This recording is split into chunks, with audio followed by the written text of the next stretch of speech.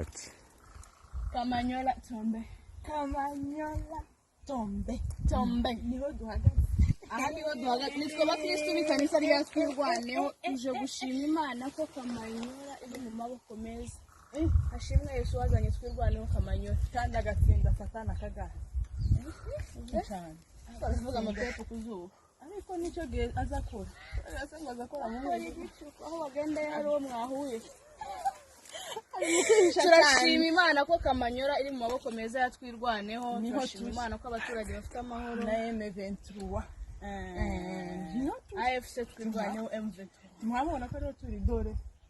Ibise navyo abantu banze berekwe bahumirize batitire abagowe ngo bapfukame ngo bazaberekwa ngo bama bavuga ngo ni batwereke dore niho turi Kamanyola irimwo basaza bacu twaguwe neza kandi nimbarangwa rero hano hari umubiri mwiza kuva mvutse nkangana kuva cyane kumva umuntu atari iwabo n'ijambo uvuze ibazagira ngo batongaye bazatugira ngo umusazi kandi ngo uyanangura nini ariko ko turavuga tukishira tukizana amajambo badata bakatwumva neza bene wacu tubanyino ejo twabaye nk'abazungumuza amawiri matatu barongera baraseka twari tuzi ko bodusekera bene wabo babandi barya abantu ikindi ayo makuru y'iterabwoba ngo hatewe ngo bapfu ninde wapfuye uti turi hano yeme mureke mbagire turi kumwe na Maneza tumuhaguresha ngo Maneza yapfuye muhasha we egera hano niwe muntu wa mbere babitse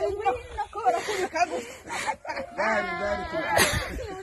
abaje bafashe ubwoba ngo abantu ngo bapfuye muhasha yapfuye ufashe ubusa wongereho ubusa n'abana babafata ubusa si kurabagira umuntu wo kugira abana wafata ubusa kuri rizo